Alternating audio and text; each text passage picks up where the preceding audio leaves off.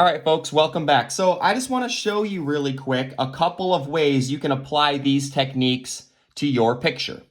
So let's start with the dark outline in the same direction again. So basically, hold on, I gotta fix something really quick.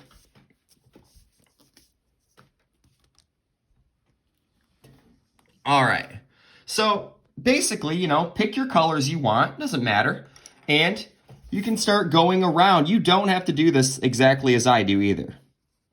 And you can start kind of outlining your seahorse.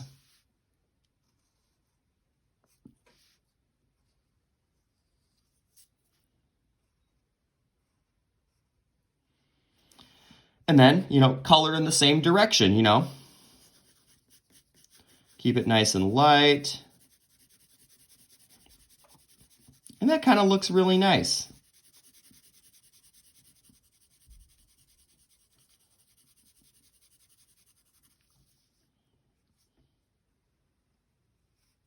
And I'm not going to color this whole seahorse right now, but I just kind of wanted to show you.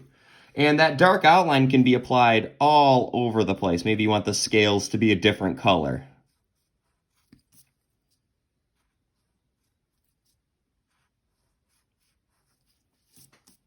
Let's talk about light to dark. This is kind of cool, actually. Maybe, let's zoom in on the seahorse's head. Maybe you want the top of the seahorse's head to be a little bit darker.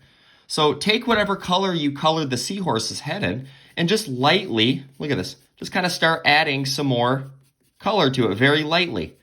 And eventually,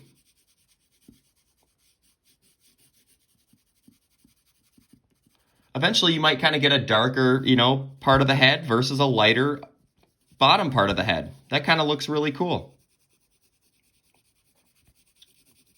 Maybe you want your creature to have a little bit of red in the head as well. So maybe you could add, just a little tiny bit of red and kind of use that color blending technique.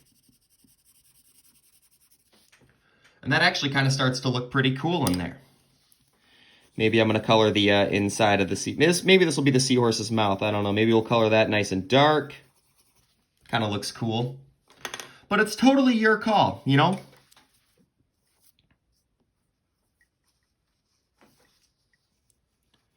Maybe you want your seaweed to be green. You can color that nice and light green. Let's get that red out of there. To kind of start with. It's coloring in the same direction. And then, maybe you want the inside of the seaweed to have a little bit of yellow in it. So just kind of nice and lightly put a little bit of yellow. Kind of blend that together. And then you can kind of switch back to your green. And look at that, kind of maybe darken the edges up a little bit. So if you haven't kind of figured this out by now, colored pencils are all about layers. All about slowly building up your layers.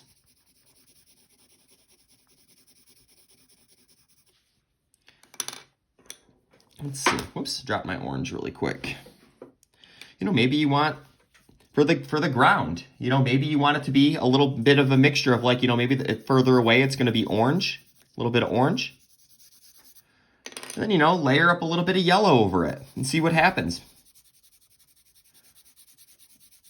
And you can use brown, black, you can use other colors if you've got them. I'm just kind of using the standard colored pencils for this. But I mean, look at that, a little bit of orange and a little bit of yellow can look a lot more interesting than just simply coloring the sand yellow. So, same thing with the background. You're going to want to, color the background blue. Maybe take your colored pencil and just kind of lightly start adding some value in the background, Maybe keep the bubbles nice and dark, dark outline. Maybe make one side of the bubble a little bit darker. And folks, like I said, there's no wrong or right way to do this. It's you guys showing me these techniques however you want on your picture. And then when you're done, you're going to turn this in. You're going to take a picture of the right side and the left side at once, and that's what you're going to turn in on Canvas for your first assignment of coloring this week. Maybe I'll add a little bit of red on this one back here. So have fun with it. You know, if you want to draw your seahorse spitting out fire, that could be cool. Maybe your seahorse is going to be neon colored because it's a warning sign. Maybe you're going to draw a Pokemon in the background. You know, it does not matter to me what you decide to do. It's your picture.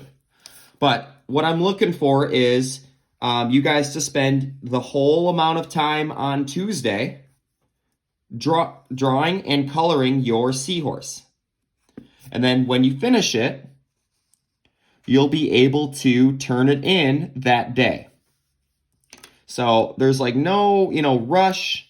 You got plenty of time, but I'm giving you guys that day in class.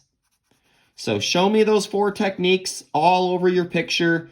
Have fun with it. If you need help, please ask. When you're done, take a photograph of, here, I'm going to pull this back out from underneath. Take a photo of both sides and turn that into canvas.